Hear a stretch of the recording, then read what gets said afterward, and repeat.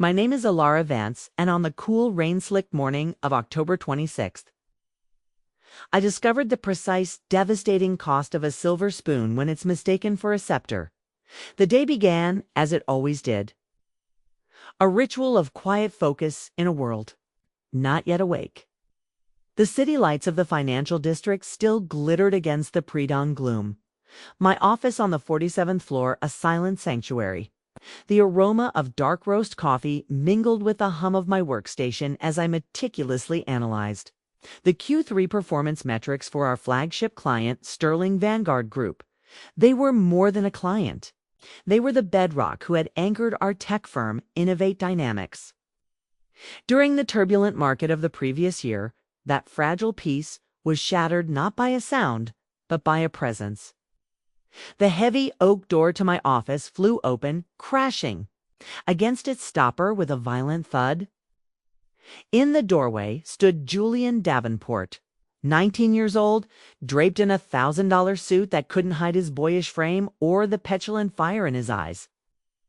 He was the CEO's son, the heir apparent, a prince who believed the world was his inheritance, not something to be earned. Do you have any idea who I am? He seethed, his voice cracking with an unearned authority. He stormed towards my desk, slamming a leather-bound portfolio down with a force that rattled my coffee cup. When I issue a directive, it's not a suggestion. It's an order.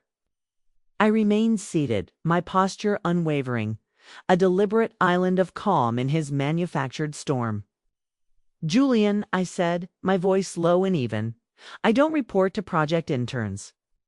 My directives come from the executive board and the head of my division." A blotchy crimson tide crept up his neck. "I am the future of this company. This is my division. You will regret this insolence." I allowed a single measured eyebrow to rise. "Then I will report to you when you are, in fact, the future of this company. Until that day comes," I gestured with my pen toward the open door, "my team and I have a deadline. Please close the door on your way out." I knew in that moment, as he spun on his heel with a strangled gasp of fury, that a line had been crossed. I just hadn't anticipated how viciously he would try to erase it. This storm had been brewing for months. His father, our CEO, Marcus Davenport, had announced Julian's arrival as a learning experience. We all pictured a summer of fetching coffee and shadowing meetings. We were wrong. Julian was handed the title of Junior Director of Strategic Operations, a position I had bled for over 5 grueling years. He arrived with no qualifications, no industry knowledge, and a dangerous misconception that his last name was a substitute for competence. In his mind, my years of experience simply made me his most qualified subordinate. At first, I played the game. I was the silent editor of his incoherent emails, the ghostwriter of his disastrous project proposals. I was the safety net, discreetly fixing his blunders before they could detonate in front of a client. I even covered for his missed deadlines, absorbing the pressure myself. I did it for my career, yes, but more than that, I did it for Innovate Dynamics. I had been mentored by the company's original founder, a visionary who believed in merit above all else. I felt like a guardian of that legacy. I thought, perhaps naively, that Julian might eventually mature. I was wrong about that too. The breaking point arrived 2 weeks before that fateful Thursday. Julian swaggered into my office, not with a portfolio, but with a demand. "The Phoenix team. I want them reassigned." They questioned my methods. The Phoenix team was my team. They were the brilliant, tireless engineers who had just debugged a catastrophic flaw in a client's system, single-handedly saving us a $5 million contract and a lawsuit. "I am not reassigning the best engineering team in this company because they hurt your feelings," I stated, my voice losing its placid edge for the first time. His response was a smirk. "I'll go to my father. I'll tell him you're insubordinate." "Do you do that?" I said, meeting his gaze without a flicker. He stormed out, and I assumed Marcus would handle it, that he would finally rein in his son. I had severely underestimated the corrosive power of entitlement. The night of our annual tech summit was supposed to be a triumph. I was hosting our partners from Sterling Vanguard, the very division I had built from a fledgling idea into the company's most profitable wing. The venue sparkled, the investors were impressed, and for a fleeting moment, I allowed myself to believe that relentless hard work was its own reward. Then, a vibration against my palm. A single chilling text from Marcus Davenport, Elara, my office. First thing tomorrow, my stomach plunged. Sleep was a stranger that night. 7:30 a.m., I was standing on the plush carpet before his immense mahogany desk. He couldn't meet my eyes. Elara, I'm afraid, given the circumstances, ... he began, his voice heavy with false regret. I leaned forward slightly, my voice a quiet counterpoint to his. Before you finish that sentence, Marcus, I suggest you check your secure inbox. The folder is titled Operational Risks, Q3. His head snapped up. I watched the blood drain from his face as he turned to his monitor. He clicked once, then twice, his hand trembling slightly. What he saw on the screen was not an accusation, but an archive. It was a grenade I had quietly assembled, pin-pulled, waiting for this exact moment. Marcus Davenport stared at his screen, his carefully curated CEO composure crumbling into dust.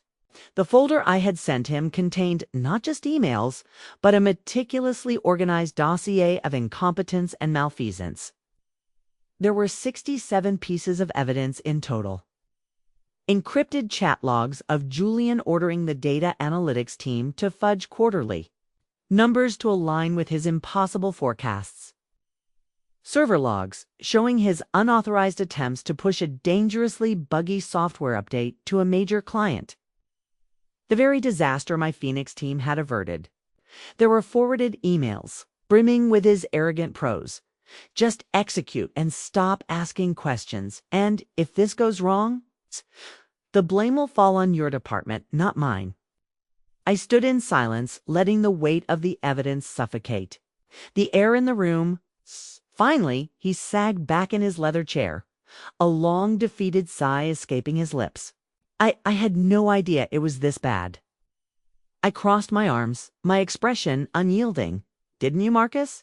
He flinched. The truth was, he knew. He must have known. But looking the other way is the path of least resistance, especially when the problem wears your family name. It's easy until the evidence is cataloged, time-stamped, and sitting in your inbox. He buried his face in his hands. Why didn't you bring this to me directly, Elara? My voice was level, devoid of heat, but sharp as glass.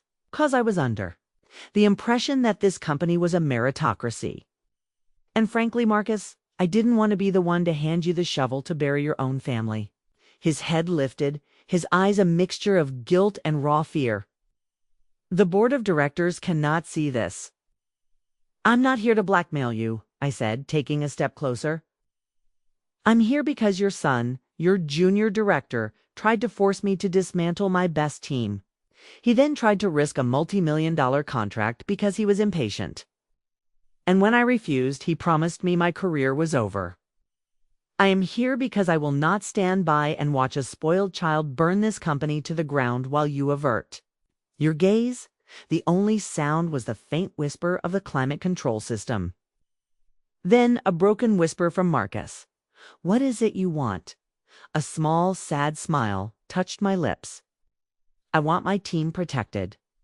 I want my divisions secured. I want this poison to stop. And Julian, ...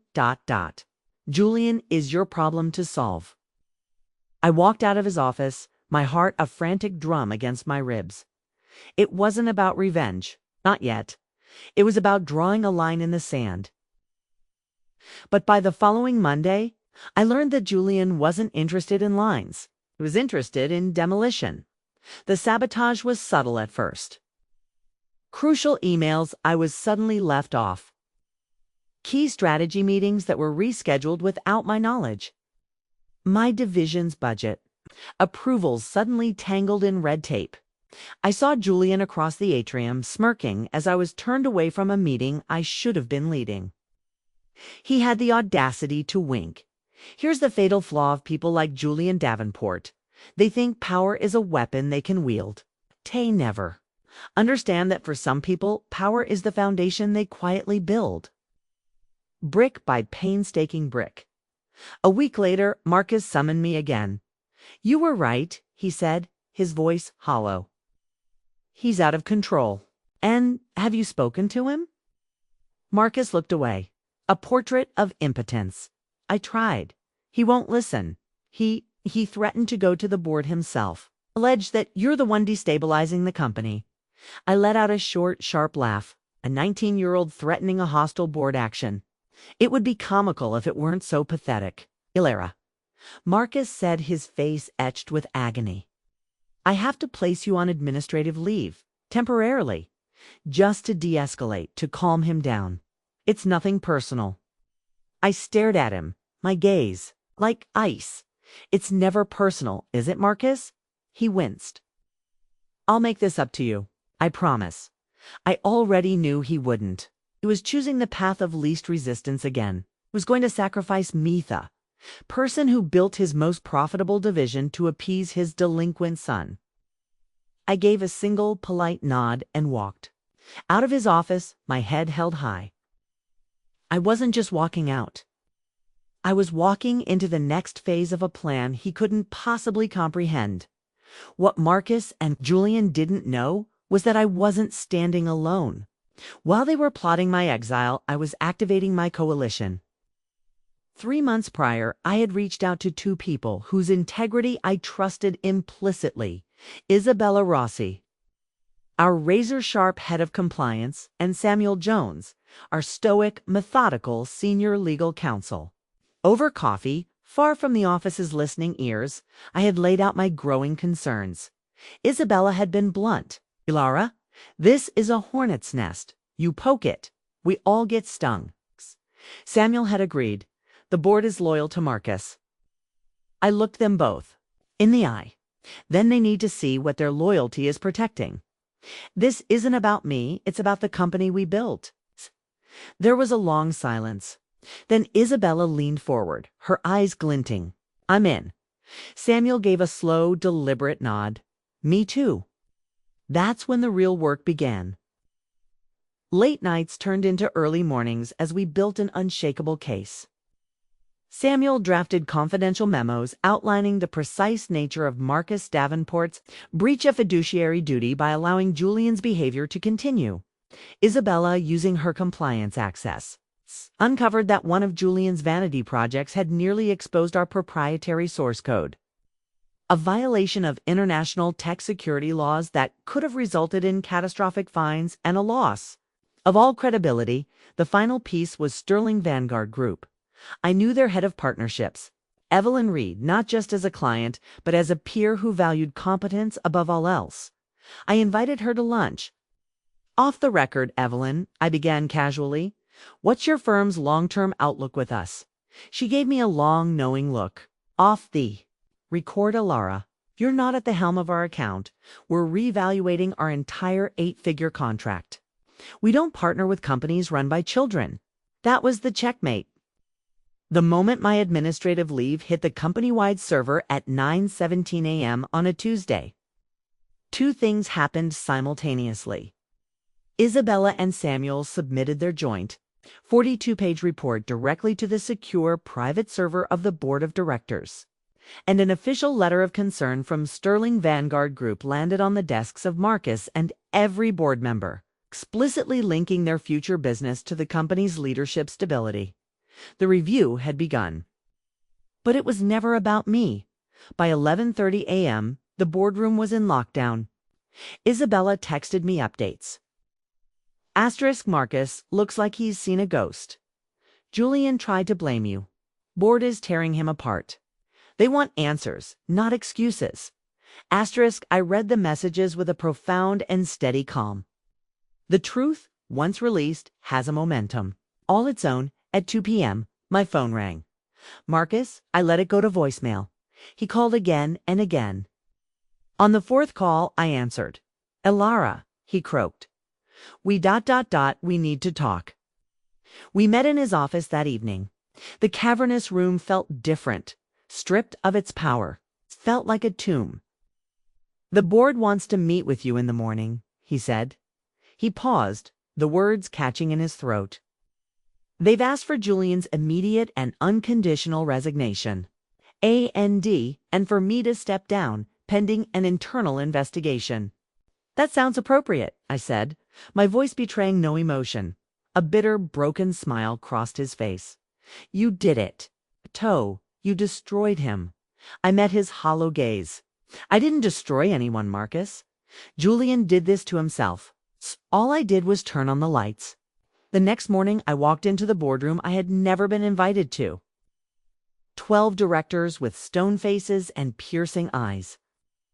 But as I sat and as I laid out the facts not with anger, but with the cold, hard clarity of data and evidence, I saw their expressions shift from suspicion to appraisal and finally to respect. The chairman leaned forward at the end. "Ms. Vance, we find ourselves in need of immediate and decisive leadership. We would like you to step in as interim vice president of international operations." 2 weeks later, Julian was a ghost. No farewell party, just an empty office. "Richard, stepped down for personal reasons," the classic corporate eulogy for a forced exit. On my first day in my new role, I walked past that empty corner office, no longer a junior director's playground, and felt nothing. No triumph, no gloat. Only a quiet sense of duty. I gathered my Phoenix team. "There are no more last names here," I told them, my voice echoing in the quiet conference room. "There is only our work, our integrity, and our respect for each other. That is the new foundation." A month later, Evelyn Reed called. Sterling Vanguard's contract was renewed and expanded. Stability returned. The company began to heal. Then came the final move. The board invited me to a private dinner. The chairman looked at me from across the table. "Elara, the interim title is no longer sufficient. We are offering you the permanent role of executive vice president." I let the moment hang in the air. "I accept," I said finally, "on 3 conditions." I laid them out: a zero-tolerance policy for nepotism, transparent accountability metrics for all leadership, and full authority to structure and protect my division. The chairman smiled. "Agreed. We'll call them the Vance Protocols." I signed the contract not for the title or the money, but for the principle.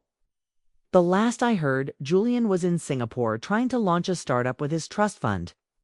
He was learning a hard lesson. You can build a kingdom on a family name, but it will collapse into dust the moment someone with true power refuses to bow. And real power isn't a title you are given, okay? It is the competence you have earned, the character you have built, and the trust of the people who will follow you, not because they have to, but because they believe in you.